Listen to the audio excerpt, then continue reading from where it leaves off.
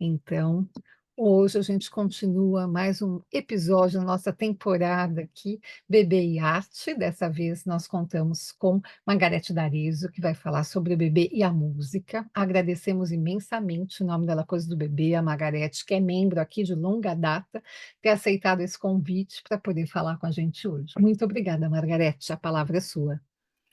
Eu que agradeço, me sinto uma responsabilidade enorme, mas vou falar do que me faz viva, que é a música e hoje música e o bebê.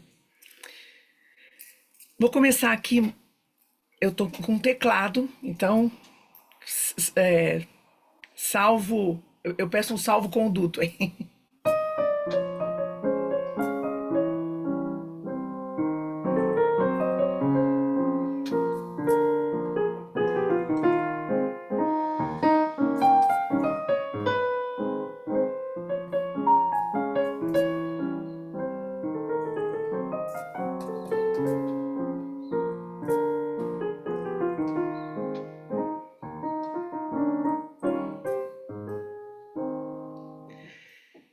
Eu aprendi essa música com a minha mãe, eu tinha 8 anos.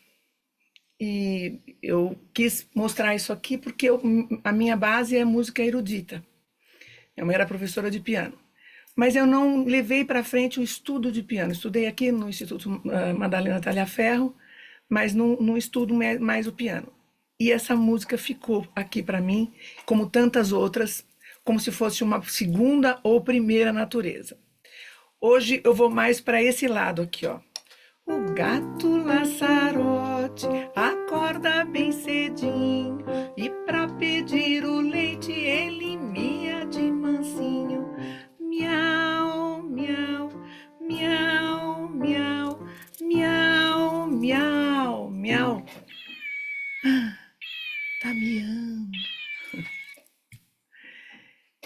Só pra gente se sensibilizar com a música. Eu quero começar falando sobre um estudo que foi muito difundido, de 1993, que ficou muito famoso, e na Nature, que era sobre se ouvir música beneficia outras atividades cognitivas. Música e performance visoespacial. E se tornou o mais conhecido na literatura sobre os possíveis efeitos da música em tarefas não musicais. Foi um estudo feito com 36 estudantes universitários e as três condições. Um grupo ouviu Mozart, outro grupo ouviu instruções para relaxamento e o outro grupo ficou sentado em silêncio. E o melhor desempenho foi de quem ouviu música. Um efeito de curto prazo, de 10 a 15 minutos, e muito específico. Só que o efeito foi largamente distorcido pela mídia e foi conhecido como efeito Mozart. Ele foi tão mal interpretado, foi um estudo tão mal interpretado e tão difundido mundialmente que teve repercussões sociais e políticas. O governador do estado da Geórgia chegou a reservar parte do orçamento anual para ceder um CD de música clássica a todo bebê que nascesse no estado, porque aí ficou dito que música clássica deixa as pessoas mais inteligentes. Estudos subsequentes provaram que não é nada disso, que só o que melhora o humor e o grau de excitabilidade é que pode ajudar participantes em algum teste visoespacial a melhorar o desempenho em curto prazo. E ainda assim, ainda que evidências inequívocas indiquem que o treinamento musical pode trazer benefícios que se estendem a outros domínios cognitivos, essa não deveria ser a justificativa para enfatizar a necessidade do ensino musical nas escolas.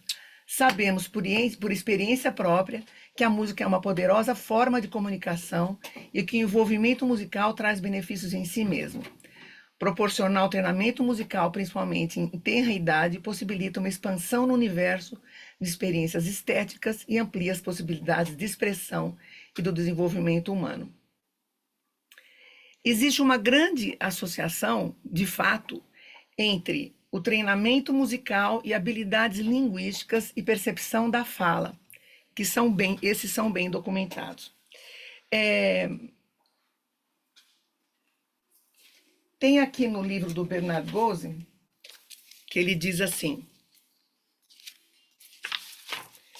o bebê não entra na linguagem diretamente pela significação das palavras, mas pela música da linguagem e singularmente pela linguagem de sua mãe. Aí ele fala: seu timbre, sua intensidade, seu ritmo, seus silêncios. Em suma, pela prosódia de sua linguagem. São elementos da música, são conceitos da música e da linguagem, e da fala, da linguagem, né? Então, timbre, intensidade, ritmo, e é isso o que eu levo de oportunidade para o bebê que chega para mim para fazer aula de música. Carol, a gente acha que já pode começar a colocar a apresentação.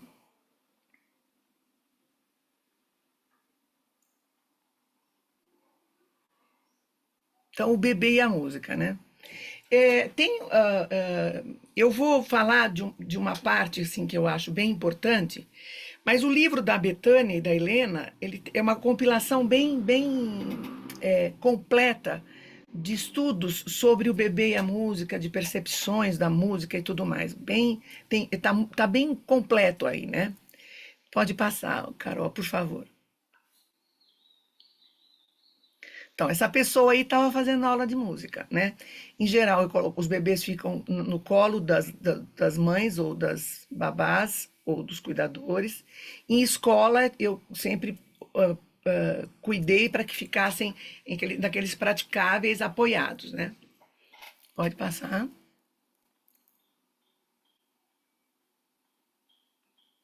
E aí eu estava num congresso sobre com o Henry Lecker, e eu perguntei qual era o momento mais adequado para oferecer a música para um bebê. Pode continuar, Carol. Aí, ó, a minha turma da pesada. Para oferecer a música para o bebê. E a resposta dele foi, pode passar, foi muito interessante.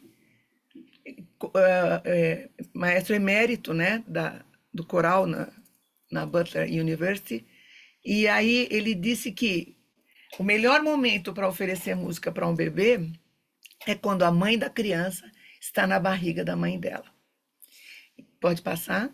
E aí eu começo, assim, eu quero lembrar que a única arte para se contemplar dentro do útero que chega para o bebê na vida intrauterina é a música. É a única manifestação artística para ser contemplada que chega com limites, mas chega. No livro da Betânia tem todos esses dados dizendo o que chega, como chega, em que momento chega, mas os instrumentos chegam e a gente tem mais inúmeras provas disso. Então, a arte, se a gente está falando em bebê e arte, a única que chega na vida intrauterina como contemplação, para ele contemplar, a mãe pode dançar e ele está sentindo os efeitos, mas para ele contemplar é a música. Pode passar. O grande auditório, né, que é o útero materno. E eu quero assim, ir pontuando o que foi me levando a me interessar por esse universo do bebê, porque o bebê foi chegando muito cedo para mim, e o que me fez ir atrás disso foi assim, olhar para aquele bebê e dizer: será que eu estou sufocando esse bebê com estímulo exagerado? Ou será que eu estou subestimando ele com estímulo vazio? E aí eu fui entender que isso se chama graduação de estímulos. Pode passar. E isso era uma preocupação. Será que eu estou subestimando? Será que eu estou sufocando? E isso foi alimentando o meu trabalho. Pode ir.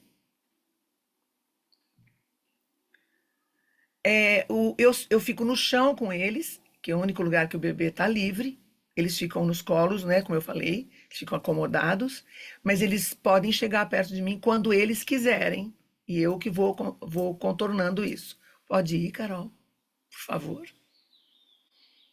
Bebês são ouvintes competentes desde muito cedo. Isso está no material do Dr. Mauro Muscati, da Escola Paulista de Medicina, e ele tem um trabalho bonito, ele é um grande pianista e ele tem muita, ele que me colocou em contato com o pessoal da Universidade Federal do ABC, e assim que o ouvido começa a funcionar, surgem também alguns atributos de memória. Pode passar.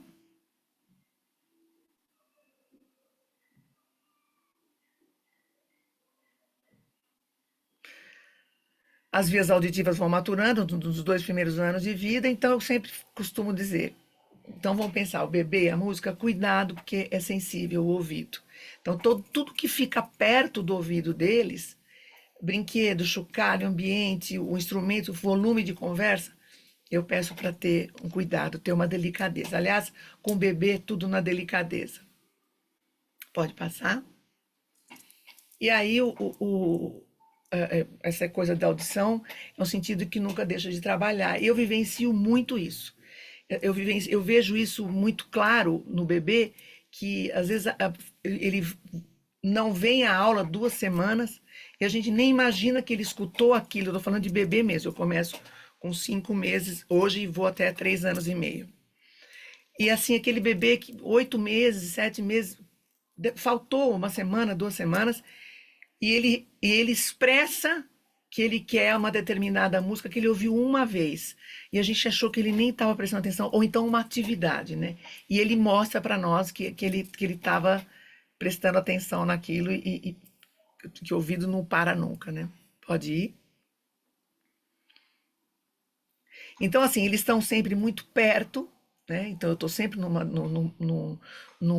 massa sonora delicada. Eles estão ali, ela não anda ainda, essa menina, ela veio e até se acomodar no meu colo e ficou ali, eu dando ela, eu tinha tirado o teclado do colo, e aí a gente vai cantando e deixo o teclado aqui do lado e vamos lá.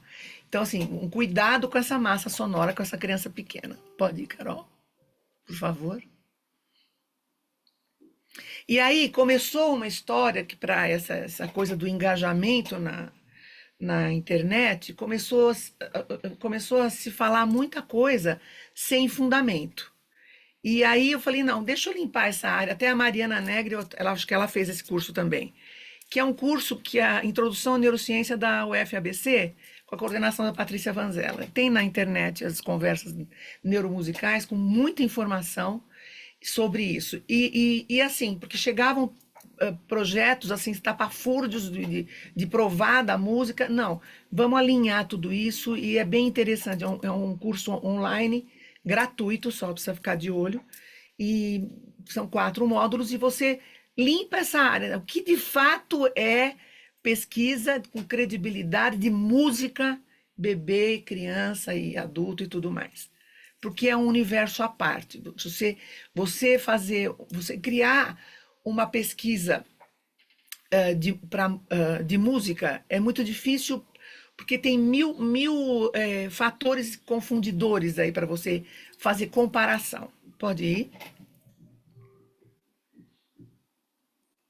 Olha, esse cidadão aí, ó, ele vem por conta dele, né? Já tá moço, esse aí já deve estar com uns 8 anos, tá um idoso já. Ele aí estava com 1 ano. E pode passar.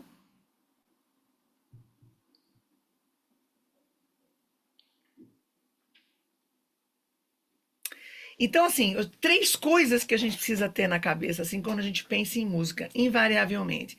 A música modula e evoca emoções, ela facilita a sincronização de movimentos, estado de ânimo. E aí eu falo que se eu tocar essa música com muita emoção para o bebê, é praticamente certo que eles vão chorar, eles vão se emocionar demais, porque eles são extremamente sensíveis, e promove uma coesão social e sentido de identidade. No meu ver, no meu entender, essa coesão social e sentido de identidade é a condição mais forte da música para a humanidade.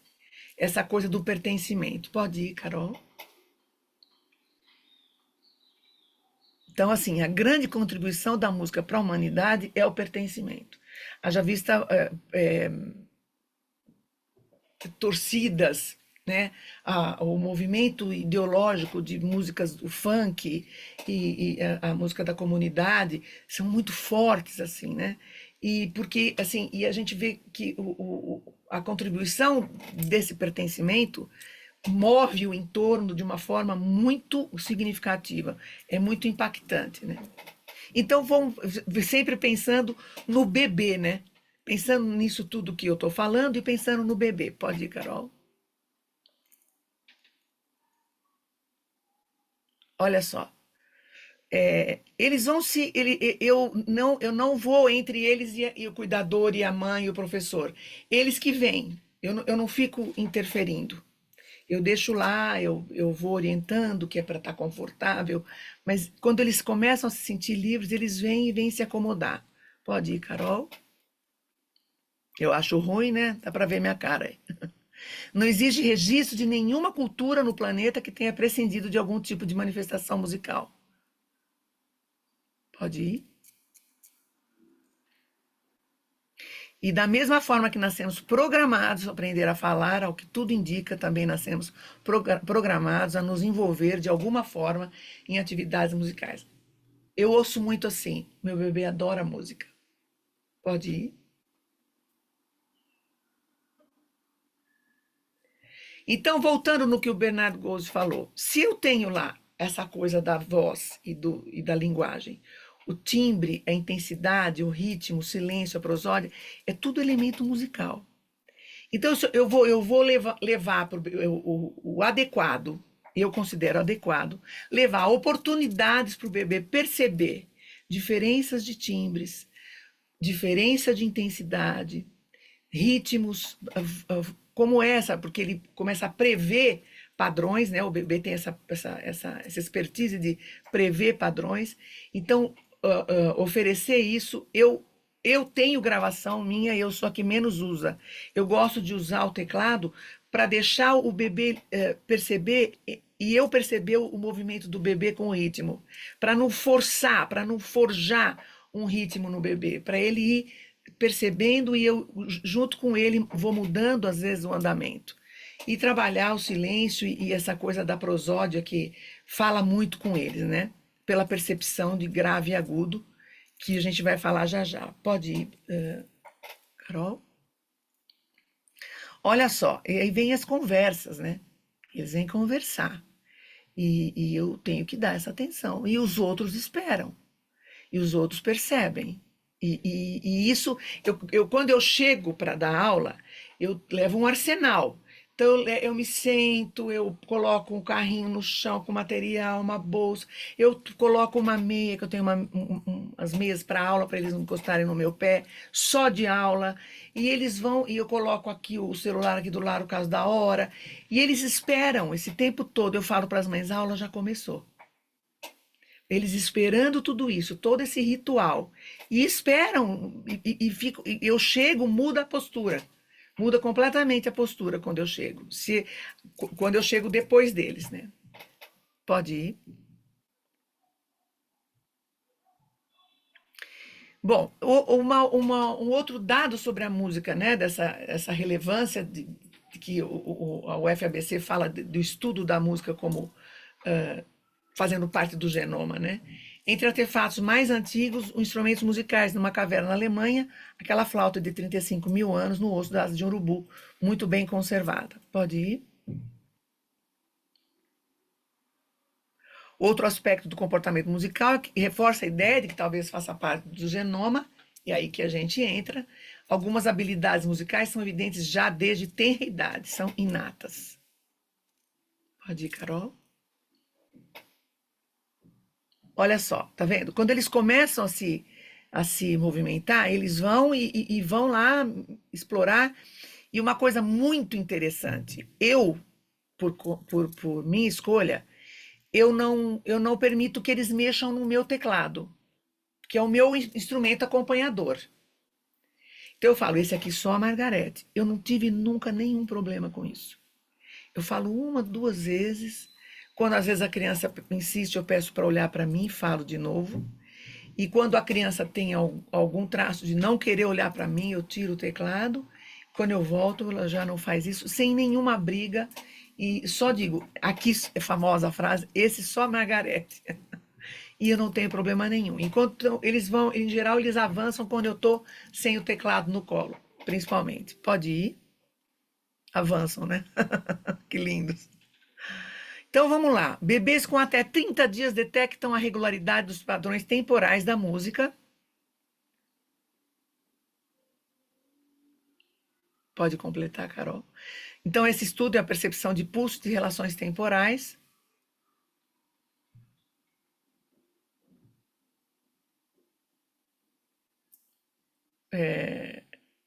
Que vocês podem encontrar também esse estudo aí publicado. Pode continuar? Então, assim, eu fico muito feliz quando o bebê chega com 5, 6 meses para mim. Porque ele prevê o padrão do que vai acontecer e ele não fica angustiado mais com a aula. Ele espera a aula. Ele espera todo o andamento do que eu vou oferecer para ele. Bom, e demonstram ativações em áreas envolvidas no processamento de emoções em resposta a estímulos musicais. Aquilo que eu falei. Tem até um vídeo na internet que uma mãe canta um hino para um bebê e ele começa a chorar. Eu preciso tomar cuidado com a emoção que eu passo e eu vou falar sobre isso no material gravado para publicação, né? Para CD gravado, produção de material musical mesmo. E aí esse é um outro, né, de imagem e ressonância de respostas emocionais à música. Pode ir?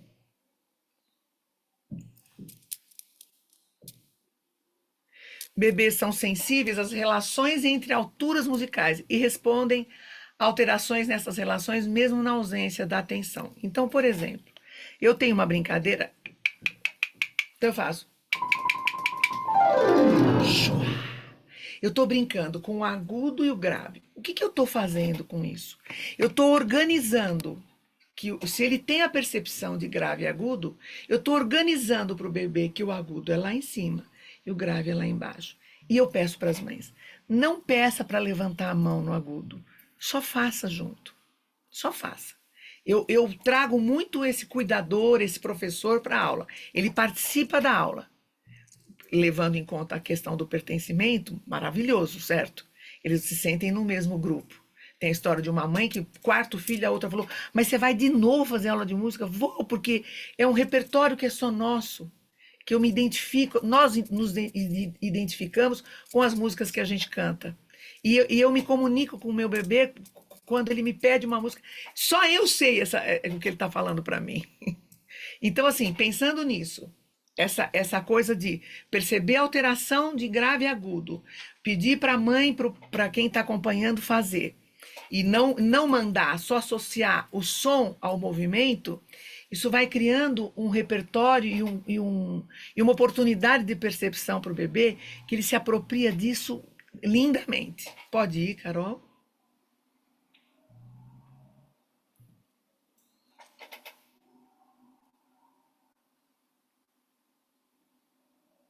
Essa castanhola, eu estava esperando a Carol a conseguir colocar. Eu uso para uma música muito, assim, eu vejo muita escola usando e muita mãe usando, que é do Pepe Peixe.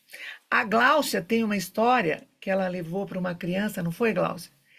E eu fiz essa música porque PPP em geral, a primeira sílaba que aparece, o primeiro fonema, quando, né, senta, né, Érica? E aí, peixe, então a literação, a repetição da sílaba. E eu tenho respostas assim de surgimento de linguagem que eles começam. Margarete está chegando, eles começam a fazer isso. Então, essa música depois eu vou passar para vocês, tem tudo no Spotify. Bom, aos 2 meses de idade, somos capazes de reconhecer melodias familiares. E aí vem aquela história da enculturação auditiva. O bebê nasce cidadão do mundo, aprende qualquer idioma, e com a música a gente pode pensar da mesma forma. Progressivamente passamos a ser capazes de fazer previsões temporais, melódicas e harmônicas, e isso vai dando uma afunilada nas percepções de padrões musicais. Pode ir, Carol.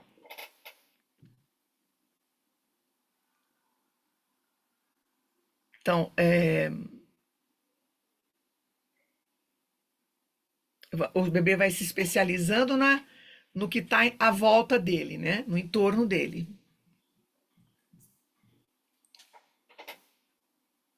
Tá muito pesado para virar, né, Carol? Não foi? Para mim já está aparecendo. A mãozinha pode ir, pode continuar, pode já ir Tá pro bom. texto. Por favor, querida. Então, o bebê de 6 meses ainda não tem, que ainda não está totalmente enculturado, eles são capazes de detectar violações em padrões rítmicos, tanto na música ocidental, como de uma cultura estrangeira com métrica complexa. Então, por exemplo, se eu colocasse aqui uma música chinesa, uma música triste, uma alegre, uma tensa, a gente não consegue perceber a diferença, porque é um padrão completamente diferente de música. é, é, São padrões completamente diferentes da música ocidental. E um bebê de 6 meses percebe. Depois ele começa, com a enculturação, ele começa a não perceber mais. Pode ir? Olha, tá vendo? Esses são bem novinhos. E ali, eu peço para não. Eles estão em movimento, eles não ficam assim na aula. Eles não ficam assim. Eles quiseram ir lá, ver de novo, eu não estou com o teclado no colo, eles quiseram ir lá, ficar perto, porque eu faço um trabalho no meio da aula de percepção, que é o que mais posta, eu falo, parece que a minha aula é só isso, e não é. E ficam muito compenetrados. Quando eu começo a oferecer vários sons para eles escutarem. Então, eu estou brincando aí, de novo, eu estou buscando timbres diferentes, intensidades diferentes, são apitos, são vários instrumentos, vários brinquedos, várias fontes de som que são diferentes para eles irem percebendo. Pode ir? Então vamos lá. Aí que começa a limpar a área. Então, assim, olha. Eu coloquei meu filho na aula de coral com 3 anos. Não, não, não colocou. Vai lá conversar, porque não é bem assim. Vamos lá. A capacidade de percepção do ritmo e internalização de regularidade na música está bem estabelecida até 12 meses. Percepção e internalização. Pode ir. A sincronização é outra história. A capacidade de sincronização dos movimentos com a música se desenvolve de forma progressiva e está diretamente relacionada à maturação do sistema motor. Então não dá para fazer uma coreografia todo mundo fazendo junto com 1 ano de idade. A ideia não é essa. Infelizmente eu vejo gente tentando fazer isso. Pode continuar.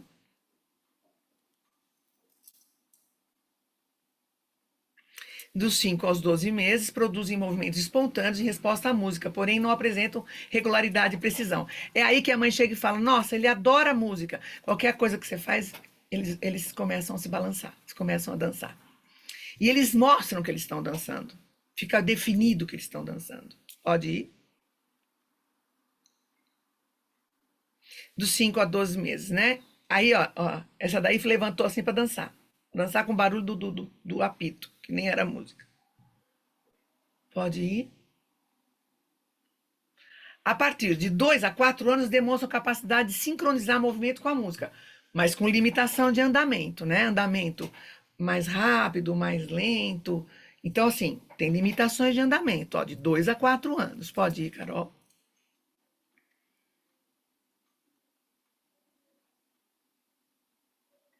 A partir de 5, 6 anos, observa uma melhora gradativa na precisão e estabilidade da sincronização motora e há uma expansão gradual do andamento das músicas que conseguem sincronizar. Mas olha, 5, 6 anos. Pode ir? E a partir de 10, 12 anos, essa habilidade de sincronização sensória e motora está plenamente desenvolvida. Então meu filho está no coral com 10 anos. Tá bom. Porque eu estou falando de um coral, porque um coral é uma tremenda sincronização, inclusive com coreografias. Convido vocês a conhecerem o trabalho da Silmara Dresa no Instituto Bacarelli. Eles sempre postam coisas lá, é só perfeito aquele trabalho. Maravilhoso, afinação, envolvimento de crianças cantando em coro. Pode ir, por favor. Então, olha só, de novo, chegam perto de mim. Ai, que vida dura a minha. Então, pode ir.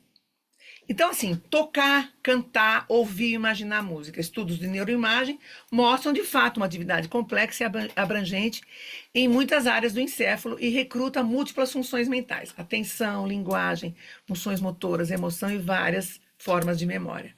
Pode ir, estou preocupada com o meu tempo, espero não atrapalhar Tudo o... tranquilo, Margarete. Tá, querida? Não fala isso que eu começo a tocar, a gente vai cantar até amanhã.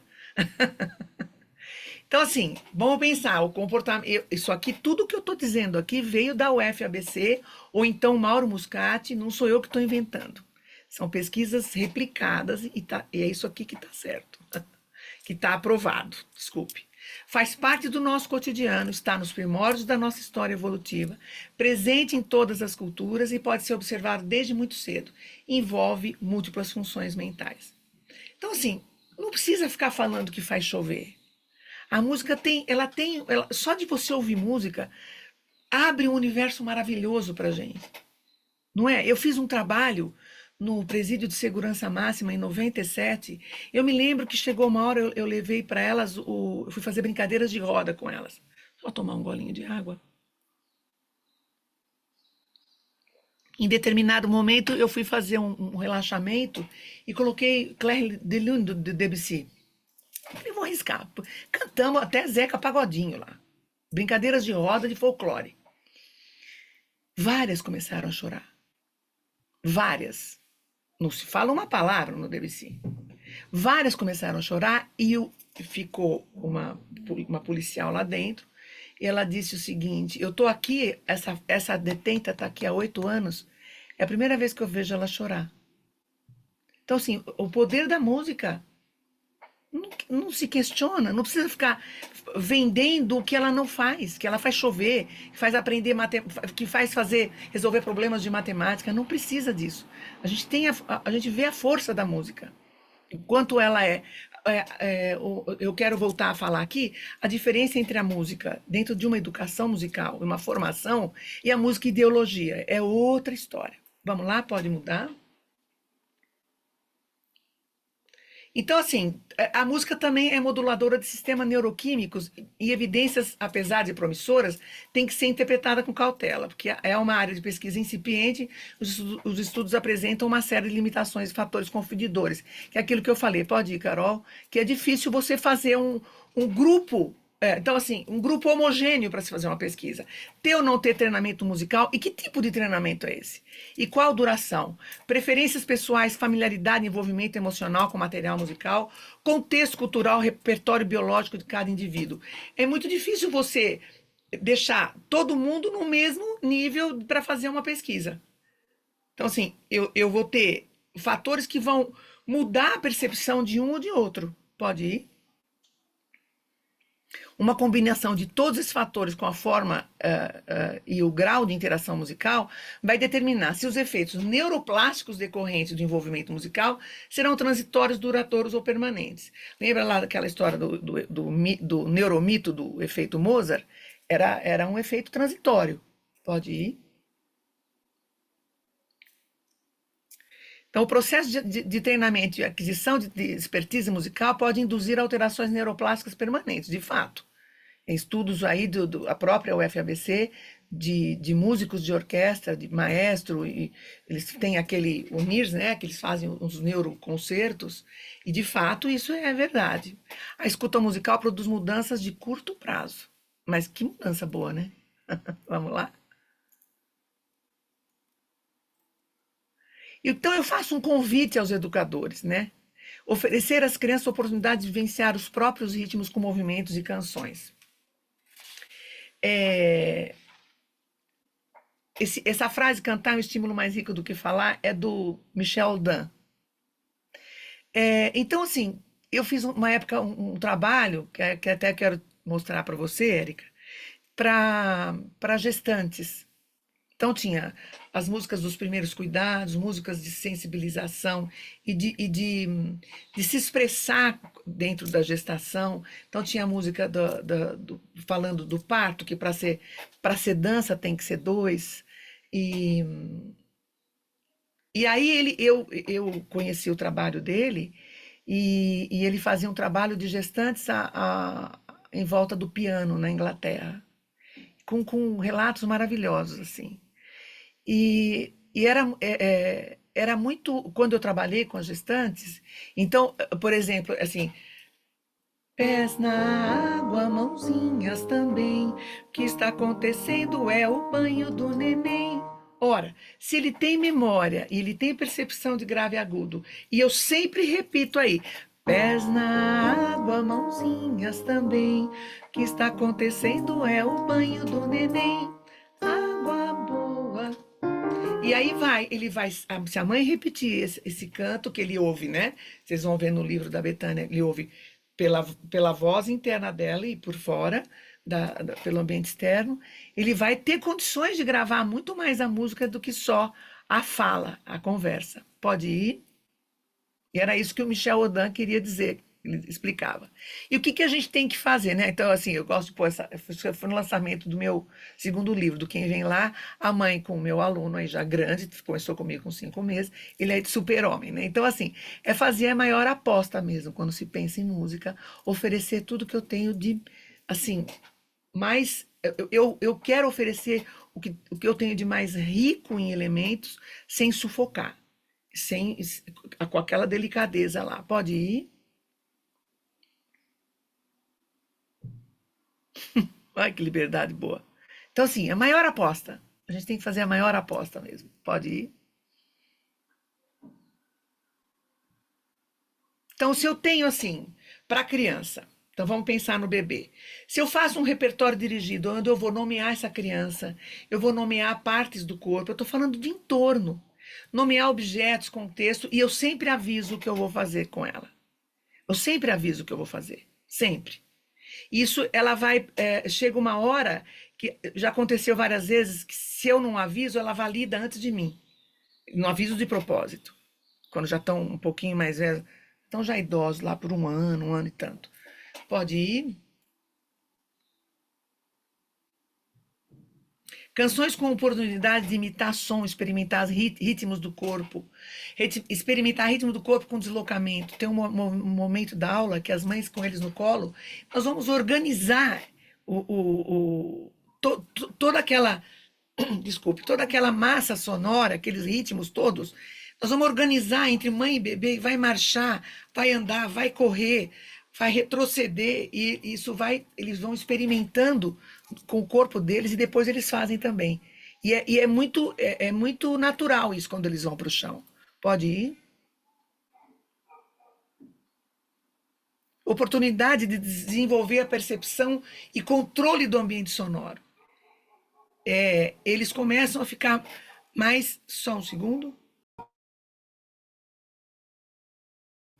Eles começam a ficar mais sensíveis. Eu comentei com a Glaucia até, uma pena, que eu estou há 30 anos fazendo isso, né? Estou aprendendo agora. Eu tinha um jogo de chocalhos extremamente refinado e eles percebiam as diferenças. Hoje não percebem mais. E tanto ruído que a gente tem por aí. Então, eu faço um movimento para eles ficarem sensibilizados, essa questão auditiva deles. Então, se eu tenho, assim, eu consigo oferecer a oportunidade de desenvolver convivência em grupo, sociabilidade, organização, aquilo que a gente falou de atenção e memória, e relaxamento, né? Essa autorregulação de se relaxar, esse é o momento que, assim, eu tomo os cuidados devidos, eu evito falar dormir, evito falar naná, vamos descansar. Pode relaxar, descansar. Pode descansar, relaxa. E eu falo para as mães, para as professoras, para os educadores, vamos nós descansar. Apareceu angústia, para, porque aqui ninguém sofre. Nós vamos retomar. Pode ir. E assim, como é que eu trabalho com atenção? Quando eu chego com isso aqui, ó, falando em atenção, eu provoco a atenção automática deles. Eles rotam o corpinho para mim, o rostinho, e param. Aí eu começo a trabalhar essa amplitude atencional deles com a música. E vou oferecendo oportunidades, que vai acontecer, eu não sei. Mas através da música eu vou oferecendo oportunidades de transformar essa atenção automática em atenção sustentada. Pode ir. E eu, na última aula da semana, eu falei para as mães, eu falei para um grupo de mães muito próximo, com mães, com vários, já está com o terceiro filho comigo. Eu falei, o que que vocês gostariam que eu falasse lá? Que vocês veem de muito, assim, que é impactante para vocês olharem nos seus filhos com essa exposição à música, com esse momento que a gente tem aqui rico e que perdura pela semana toda. Elas falaram da previsibilidade. Eles começam a prever o que vai acontecer na música, na aula, quando eu estou brincando com ele em casa. A atenção, que eles mudam, se eles estão distraídos, eu faço alguma coisa com a música, eles se apropriam dessa música e voltam para mim, voltam para aquele momento de todo mundo junto. Memória é um negócio impressionante, como eles mostram que eles guardam as músicas e as atividades, e um aprendizado que elas falam que fica muito claro para elas. Pode ir, Carol? Olha esse cidadão. Não quero mais nada na vida, olha só. Começou comigo com 5 meses também. Agora já está moço, já está um homem. Não é mais meu aluno. E quando eu vou falar, que eu tenho produção musical, eu componho para o que eu quero, e tenho 3 livros publicados, então eu tenho cuidados. Então, assim, você oferece para a criança a oportunidade dela conhecer estilos, mas não vícios. Então, por exemplo, eu tenho uma música que é guarda, guarda, meu amor, com cuidado. Aí eu escuto mamãe fazer guarda, guarda, meu. Isso aí é sertanejo. Eu falo, não, nós vamos cantar nota indo nela, nota por nota, guarda, guarda. Você consegue perceber isso? Vamos oferecer isso para ele, porque é vício isso. Isso é vício. A mesma coisa, modismo e ideologia. Eu evito isso. Eu sempre tenho um momento pelo pertencimento. Quais são os pedidos da aula? E aí a gente faz as músicas que elas querem. Mas eu evito modismo e a questão da ideologia, que é outra história. A música ideologia é uma, a música formação musical é outra. A música, eu escutar uma música, entenda o que eu vou dizer, não é preconceito.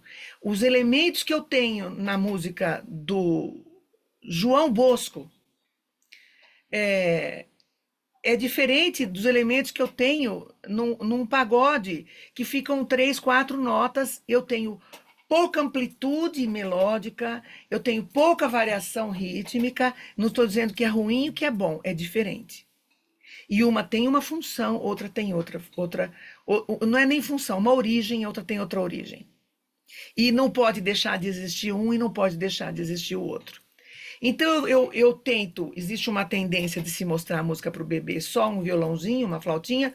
Também não está errado, é legal também oferecer, mas se vocês escutarem as produções, o Pichu Borrelli, que é o diretor musical, casei com ele para não perder o diretor musical, a gente toma um cuidado de, assim, a gente tem como referência a Disney, Pixar, para oferecer uma gama de sonoridades para a criança ir percebendo isso. Então, é uma produção grande, assim, uma produção robusta, né? E então nós primamos por isso, essa variedade sonora e uma qualidade para quê? Para todo mundo ouvir junto. Não aguento mais ouvir aquela música que só tem aquilo ali. E tem uma questão da tonalidade, a criança pequena, tonalidade, ó. Então, ó, vamos lá. Quem quiser abrir aí e cantar comigo, ó. Vamos cantar, ó. Pegar uma música aqui. Cai, cai, balão. Quem abre aí? Canta comigo aí.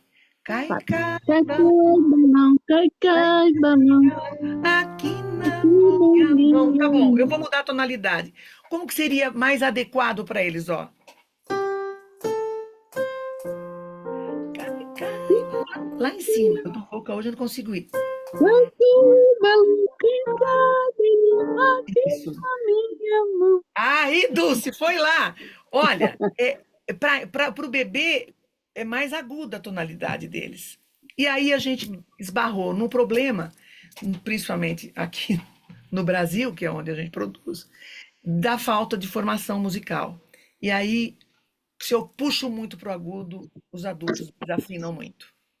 Então, a tonalidade escolhida no material gravado está um pouco mais grave para todo mundo cantar. Pode ir, Carol? Aí as brincadeiras de mão já está acabando. Eu juro que eu tô aí no meio. São muito lindos. E eu olho e eu vejo aquele bebê que chegou para mim com 5 meses. Eu tô aí no meio. Eles estão em cima de mim, mas eu tô aí no meio. Pode ir.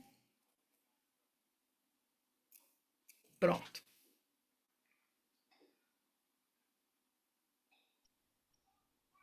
Como sempre, é uma delícia te escutar, né, Margarete? É mesmo? Então, Ai, que bom.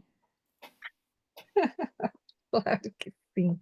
Né, então acho que é importante isso da gente ver o cuidado, né, o rigor que a Margarete traz, né, com essa questão da música e bebê, porque eu acho que assim como você disse, Margarete, que é a a forma artística que o bebê já tem acesso dentro da barriga, também eu acho que é algo que toda família faz, né, assim: "Ah, vou pôr uma música", tem rádio, às vezes nem põe para o bebê, né, mas está circulando ali em torno do bebê, e nem sempre pensando no que a gente está oferecendo, né, então acho que essa fala da Margareth para a gente traz responsabilidade, né, o que que a gente está oferecendo para esse bebê ali, né, então quero te agradecer imensamente, agora a gente Eu que abre o microfone agradeço. para todo mundo poder Eu que falar com a agradeço. Margareth.